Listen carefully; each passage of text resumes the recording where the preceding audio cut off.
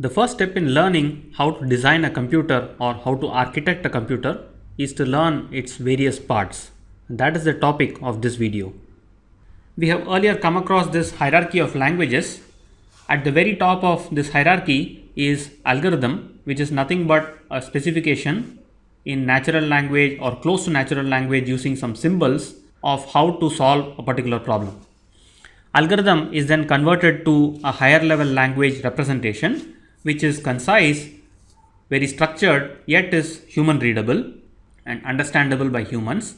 Higher level language gets converted to assembly language, which is nothing but a human readable representation of machine language. Machine language itself is hardly human readable because it's in terms of binary numbers, zeros and ones. Machine language is in turn implemented using digital logic, which operates using electrical signals. So this hierarchy of languages comes into play whenever a real world problem has to be solved using a computer.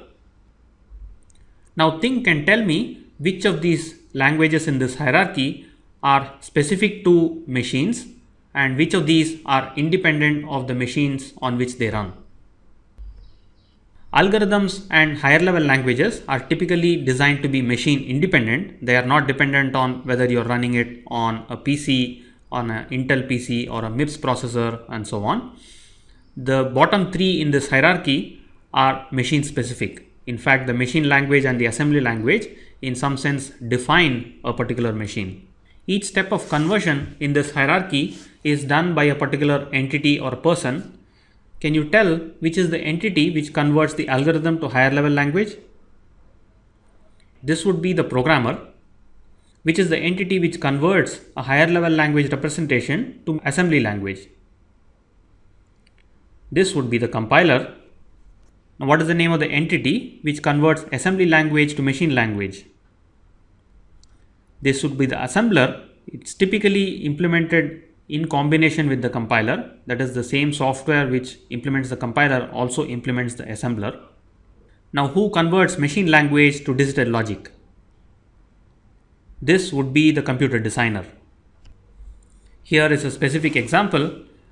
We have an algorithm which says something about computing the sum, which is converted to C code, a portion of which is shown in this example, and that is in turn converted to assembly code, which in the case of the MIPS processor looks as shown in this slide.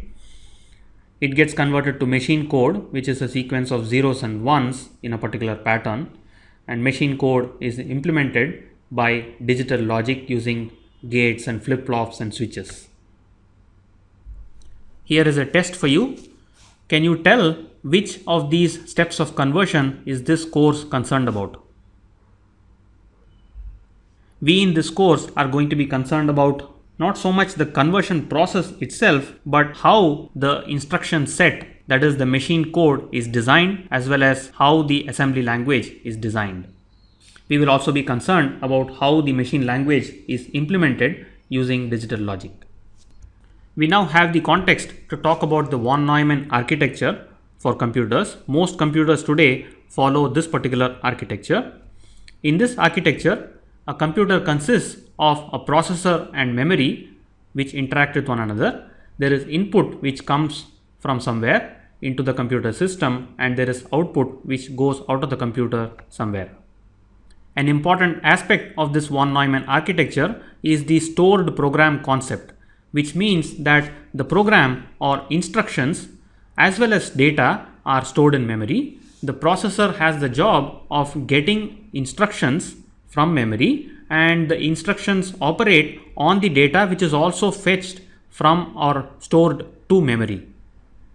In the previous example, there were two instructions which had this, two MIPS instructions, load word and store word, which interact with memory. Load word corresponds to fetching data from memory, and store word corresponds to storing data into memory.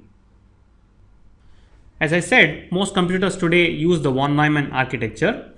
An alternative to this architecture, which one can possibly consider, would probably involve a direct implementation, a hard-coded implementation of the program logic using digital logic.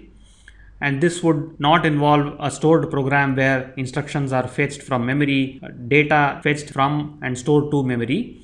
These may not be involved. and such a hard-coded implementation would be inflexible and you could not run different kinds of programs on the same computer. All of you have used computers. If you are watching this video, you are using a computer right now. What are the various components of a computer you can think of? In the von Neumann architecture, there are 5 abstract components of a computer. In fact, they were shown in the diagram in the previous slide. These are input, output, memory, and processor, which consists of 2 subcomponents, data path and control path. Input devices are those that provide input to the processor via the memory. Examples include the traditional keyboard and mouse, touch screen, and also input can come from the hard disk or the network. Output devices are those to which the output from the processor goes via the memory. Monitor is a traditional output device, and also disk and network are output devices as well. There are different kinds of memory which a processor can use. These we will learn in this course as part of the memory hierarchy. The processor itself consists of, as I said, the data path and the control path. The data path indicates the layout of the digital circuit, the wires on which data flows, and the control path refers to the control which determines which data flows where and when. An analogy can help in understanding the distinction between data path and control path. If you take the analogy of the railway network, the data path would be the set of railway lines which have been laid out across an area, and the control path would be the control signals, the traffic signals for determining which train goes on which railway line at which time. So those are the 5 abstract components of a computer. Many of these are not really seen if you open up a computer. So this picture here shows what you typically see when you open up a desktop computer. You can hardly see the processor or the CPU. You can in fact see only the large fan which is used for cooling the processor. You can see a whole host of input-output devices, CD, DVD, hard disk, and a whole lot of power cables as well as data connectors, data cables for carrying the data. And then there is the motherboard which houses all of these components. Here are 2 more pictures of the same computer. Here we can see an external modem card as well as empty PCI slots. PCI is a bus technology which we will learn in the later part of the course. In the right hand side picture here, we can see main memory chips or RAM, and there are also some empty slots in this particular computer for adding additional memory. Here is an IO device which you have probably not encountered, is magnetic tape, which is used for backup purposes. So what you typically see inside a computer when you open it up, a layman's view, is somewhat different from the 5 abstract components of a computer which we learned earlier. If you open a computer, you will see ICs, flat and black components. The processor you can probably see if you look under the fan. The main memory, cache memory you can see.